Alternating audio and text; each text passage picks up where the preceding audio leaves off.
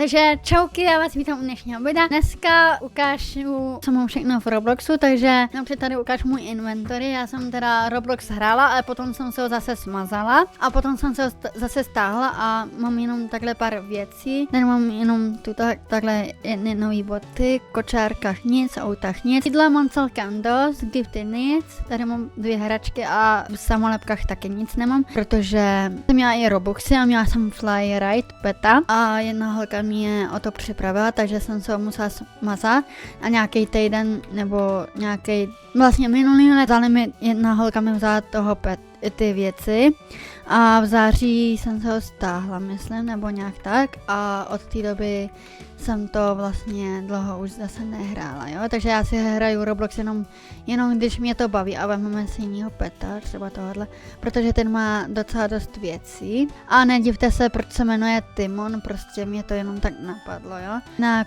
tu ten nosorožec jste mi vyhlíhl nedávno, takže a já musím do školy, protože v baráku žádný pelíšek nemám. A jestli byste chtěli víc Roblox videa, nebo LPS videa, nebo Toka Boka videa, nebo spíš Roblox videa, záleží, co vás baví víc, mě teda baví víc oboje troje, anebo jestli byste ještě chtěli nějaký kreslící videa, anebo že bych vám taky ukázala, jaký obrázky jsem nakresla, anebo jestli byste chtěli i vlogísky, protože mě teďka začaly hodně bavit i jako koukám hodně na vlogy, takže jestli byste chtěli tady nějaký vlogy, mi říct určitě můžete a jakože by mi to můžete klidně napsat do komentářů.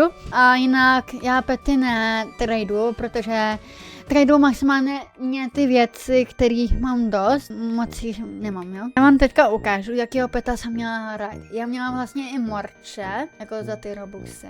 Můj první pet ride byl, já jsem měla jenom samý ride, jo, takže já neměla žádného flyer. A první ride, co jsem měla, kde jsem měla Robuxy, byl Lenocho, jo, takže toho jsem měla ráda, i když už ho nemám, nevadí.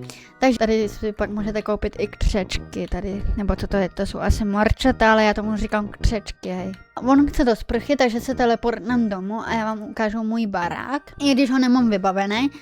A vlastně jsem se tady dala tohle a už mám 370 korun. Takže si můžeme koupit pak vajíčko a jednou jsem si koupila vajíčko, když jsem hrála Roblox hodně, tak jsem mi z toho vylíhnul dragon, ale byl legendary, ale potom jsem ho zase smazala ten Roblox. Takže tak, jo, takže tady vypadá takhle můj domov, jo, nemám ho vybavený vůbec, jakože by vůbec. Já dostala něco takového. A jdeme si koupit vajíčko. A už mám 385 korun. A jak můžete vidět, moc toho nemám. Mám tady psa, mám tady tuhle kočičku, jo. Mám kachnu, pak mám tady weblouda. No takže tak, no, prostě jak ty pety vidíte tady, tak tolik jich právě že mám. A tohle z toho nosorožce jsem dostala nedávno. My si teďka budeme starat o tady to vajíčko a budeme doufat, že nám z toho vyklube. To vajíčko zatím nic nechce. Takže jo, vajíčko už má svůj první úkol, takže mu dáme jabko. Já už mám 47 korun. Zatím se tady změníme můj avatar v Robloxu, já mám teda jakože by tenhle ten, jo, ale změníme si ho. Takže, tady Spider-Man vlasy jsou. Takže si dáme nějaký vlasy. Třeba tady ty vlasy, moc se mi nelíbí. Nějaký roztomilý vlásky třeba. Tak třeba tohle, i když to není úplně podobně, ale mám nějaký takovýhle sto. Dobrý, a moje vajíčko má 2 úkoly, takže potřebuje do kempingu, takže se teleportnem tam, kde se prodávají dárky. Prostě dárečky, chápeme se. A půjdeme na Pumu. Tu jsem taky měla Pumu, ale už nemám. A jdeme prostě tam kempingu. Já bych jsem ráně mohla jet na autě, já žádný auta nemám. A já to vajíčko asi vemu do ruky, ale když ho vemu do ruky, tak ono bude vlastně, že usne. Jakože by bude spát, ale tuto, jak má tam ten spánek, tak tomu nebude ubíhat. Prostě spí, ale musíte ho položit třeba do pelíšku nebo do postele, aby to vajíčko uslo. Jsme už tady. Ten camping se změnil od té doby, co jsem nehrála Roblox, takže je mega hezký ten camping. Já vás tady trochu porovedu, než se to vajíčko vyspí. Takže tady nahoře Tady jsou sprchy, které byly mimochodem někde tamhle, myslím. Tady to jsou další sprchy. Teďka bych vám mohla ukázat ještě ten obchod. Tady tu chatu jsem měla taky dřív, jo, takže. No, to chce do sprchy, takže vám za chvilku ukážu ten obchůdek tam. Takže tam dáme to vajíčko. A jsem hodně zvědavá, co se mi z toho vajíčka vylíhne, protože vždycky se mi z toho vylíhlo třeba myška, nebo třeba takhle jako, že by teďka mravenec.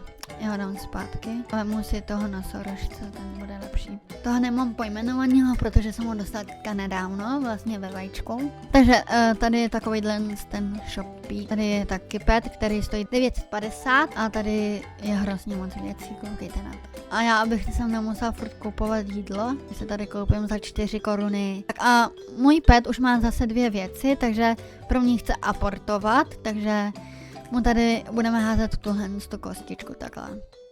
Jak už jsem tady možná mohla říct, tak já jsem zase dlouho Roblox nehrála, takže se nedivte, proč těch věcí mám tak málo, protože já Roblox nehraju tak často, i když teďka poslední dobou nehraju už moc, jako hraju, ale jenom když se občas začínám nudit, tak hraju Toka Boka. A Roblox se mi hodně líbí kvůli tomu, že tam jsou. Takže už máme další 2 úkoly, někdo mě tam požádal o trade, ale pak to prostě ukončuju ten trade, takže nechápu. A teďka jdeme vlastně do nemocnice, protože můj nosorožec je nemocný, takže mu tady jde. Kdybyste nechtěli chodit do nemocnice, dávám takovou radu. Když nechcete v adoptní chodit do nemocnice, tak si tady prostě nazbírejte ty jabka, třeba 5, já jich mám teda teďka 7, ale kdybyste nechtěli náhodou chodit do nemocnice a váš pet by byl nemocný, tak nemusíte chodit do nemocnice, stačí si nazbírat jenom ty jabka. Takže jo, takže tohle by bylo asi z Adopt.me všechno. A pokud byste chtěli další video, tak já ho třeba ještě dneska můžu natočit, ale už bych to nebyl Roblox, bylo by to třeba nějaký jiný video a mějte se hezky a u dalšího videa. Čauky, mějte se krásně!